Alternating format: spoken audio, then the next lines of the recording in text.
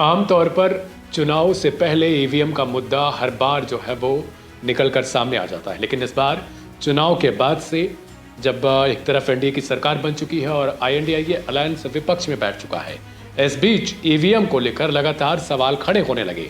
राहुल गांधी ने दुनिया का सबसे अमीर बिजनेसमैन एलन मस्क की एक पोस्ट को रिपोस्ट करते हुए एक अखबार का हवाला देकर भारत में ईवीएम पर लेकर सवाल खड़े किए हैं।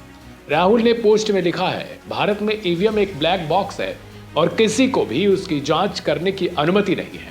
हमारी चुनावी प्रक्रिया में पारदर्शिता को लेकर गंभीर चिंताएं बताई जा रही हैं। अब संस्थाओं में जवाबदेही की कमी होती है तो लोकतंत्र जो है वो एक दिखावा बन जाता है और धोखाधड़ी की संभावना बढ़ जाती है। राहुल गांधी ने अपनी पोस्ट में मुंबई की घटना का जिक्र किया है। इस मामले में मुंबई पुलिस ने ईवीएम को लेकर शिवसेना शिंदे गुट के सांसद जो है वो रविंद्र वायकर के साले जो है मंगेश पांडेलकर के खिलाफ केस दर्ज किया है। मंगेश पांडेलकर पर आरोप है कि उसने मुंबई के गोरेगांव चुनाव सेंटर के अंदर पाबंदी होने के बावजूद मोबाइल का इस्तेमाल किया था। यहाँ मोबाइल के इस्तेमाल को लेकर खबर है, लेकिन कई सारी मीडिया रिपोर्ट्स में अलग अलग तरीके से धारणाएं पेश की गई हैं। इसके अलावा पुलिस ने पांडेलकर को मोबाइल देने के आरोप में चुनाव आयोग के एक कर्मचारी के खिलाफ भी मामला दर्ज किया है। इस मामले में पुलिस को नॉर्थ पश्चिम सीट से लड़ने वाले कई उम्मीदवारों व चुनावी आयोग की तरफ से शिकायतें मिली थी, जिसके आधार पर यह मामला दर्ज किया गया है। नॉर्थ पश्चिम सीट से रविंद्र वायकर दोबारा काउंटिंग होने के बाद महज 48 वोटों से चुनाव जीतते हुए नजर आए थे, जिसको लेकर काफी विवाद भी खड़ा हुआ था। हालांकि आमतौर पर देखा जाता है चुनाव में एक वोट से भी जीत हार दर्ज की जाती है।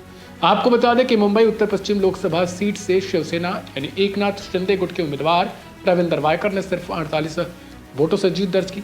2024 के लोकसभा चुनाव में महाराष्ट्र में जीत का यह सबसे छोटा मार्जिन है। अब आपको बताते हैं मस्क के किस मुद्दे से विवाद खड़ा हुआ।